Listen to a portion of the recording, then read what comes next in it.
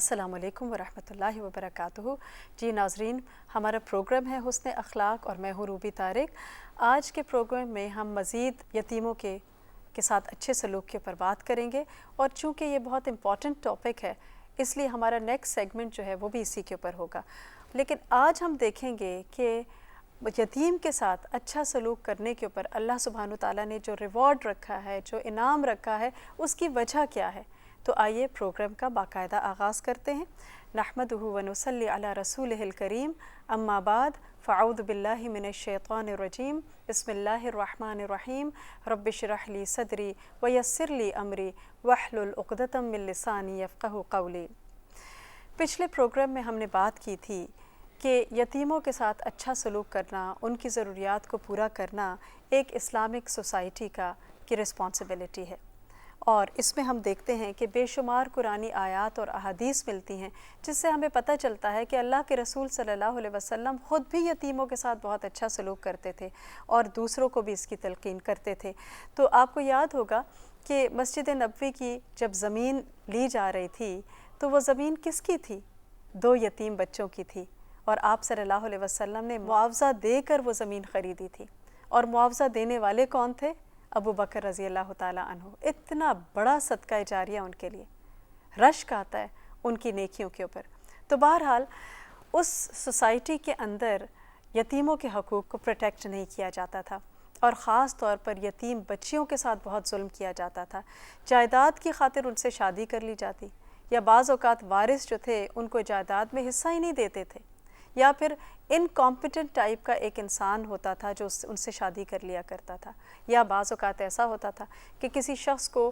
کسی یتیم بچی سے کوئی دلچسپی نہیں ہوتی تھی، وہ کس وجہ سے اس سے شادی کرتا تھا کہ اس کا مال مجھے مل جائے، اور بعد میں اس کے ساتھ ظلم کیا جاتا تھا۔ اسی طرح لڑکیوں کو تقسیم بھی کر دیا جاتا تھا۔ تو بہت ساری ہمیں ظلم کی اقسام ملتی ہیں، اور پھر ہم دیکھتے ہیں کہ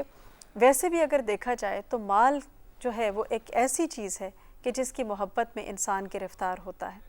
اور اس کی محبت کو نکالنے کے لیے اللہ سبحانہ تعالیٰ نے صدقے کا انتظام کیا ہے، زکوٰۃ کا انتظام کیا ہے، اور پھر خاص طور پر ایسے لوگ کہ جو معاشرے کے کمزور لوگ ہوتے ہیں، بے سہارا لوگ ہوتے ہیں، جب ان کے اوپر انسان خرچ کرتا ہے اور اللہ کی رضا کے لیے خرچ کرتا ہے تو وہ دل کا ایک جو لاک ہوتا ہے نا، وہ انسان کا کھل جاتا ہے، وہ بخل جو ہوتا ہے وہ نکل جاتا ہے، اور پھر انسان دیتا چلا جاتا ہے، اور اس دینے کی وجہ سے اس کو اللہ کی محبت اور بلند درجات ملتے ہیں۔ لیکن جب انسان نہیں دیتا، دل کی تنگی کا شکار ہوتا ہے، بخل آتا ہے، تو ہر چیز میں بخل ہو جاتا ہے، اور پھر اس بخل کے اثرات جو ہیں وہ انسان کی اپنی زندگی کے اوپر ہوتے ہیں کہ اس کی دنیا میں بھی معاملات جو ہے وہ تنگ ہونا شروع ہو جاتے ہیں۔ لیکن بہرحال جب انسان غریبوں کو دیتا ہے، مسکینوں کو دیتا ہے، یتیموں کو دیتا ہے، تو پھر کیا ہوتا ہے کہ اس کے اندر ہمدردی کے جذبات پیدا ہوتے ہیں، اس کا دل نرم ہوتا ہے، اور اللہ کی رضا اور محبت اس کو حاصل ہوتی ہے۔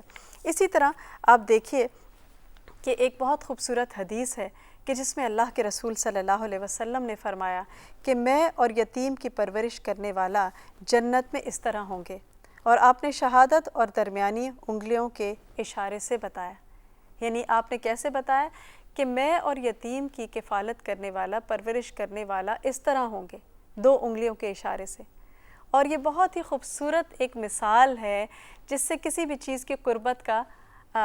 کو ایکسپلین کیا جا سکتا ہے، فاصلے کے اعتبار سے بھی اور قربت کے اعتبار سے بھی۔ اور یہ نہیں کہا گیا حدیث میں کہ اتنے قریب ہوں گے جتنے 2 پاؤں کا فاصلہ، کیونکہ پاؤں جو ہیں وہ تو اسٹریچ ہوتے ہیں تو دور تک چلے جاتے ہیں، انگلیاں کتنی اسٹریچ ہو کے دور تک جائیں گی، تو کیا فرمایا کہ وہ بالکل میرے یعنی قریب ہوگا۔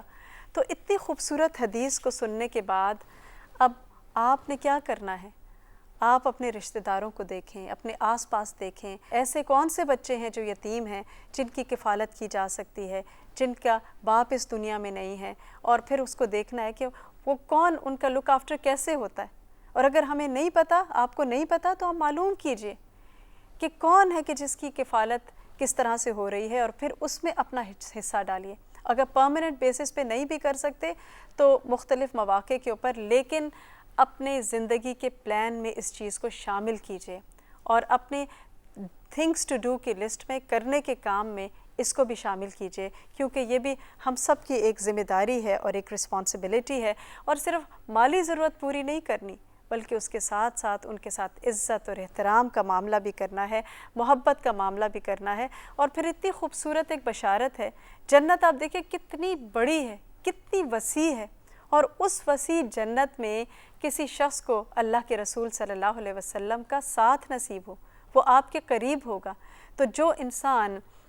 یتیم کی پرورش کرتا ہے، ان کا خیال کرتا ہے، تو وہ اللہ سبحانہ وتعالیٰ کا بھی پسندیدہ بن جاتا ہے، محبوب بن جاتا ہے، اور اس کی وجہ سے آخرت میں بھی اس کے درجے بلند ہوں گے اور اس کو اجر و ثواب دیا جائے گا۔ یہ بالکل ایسے ہی ہے کہ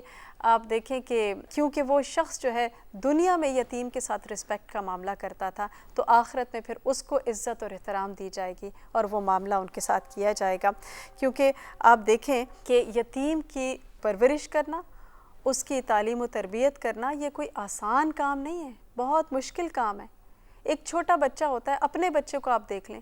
وہ کتنا تنگ کرتا ہے، ماں باپ کو کتنی فکر ہوتی ہے کہ ابھی اس کو کھلانا ہے، پلانا ہے، اس کی ایجوکیشن ہے، پھر اس کی شادی ہے، پھر اس کی تعلیم و تربیت ہے، کتنی چیزیں ہوتی ہیں۔ تو یہ ایک بہت بھاری کام ہے، بڑا بوجھل کام ہے، اور پھر خصوصاً صرف پرورش نہیں کرنی بلکہ پوری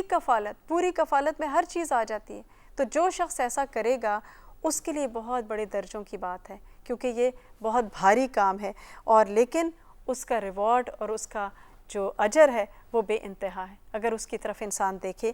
یہاں پر ہم ایک بریک لیتے ہیں اور بریک کے بعد دوبارہ اپنے پروگرام کو کنٹینیو کریں گے۔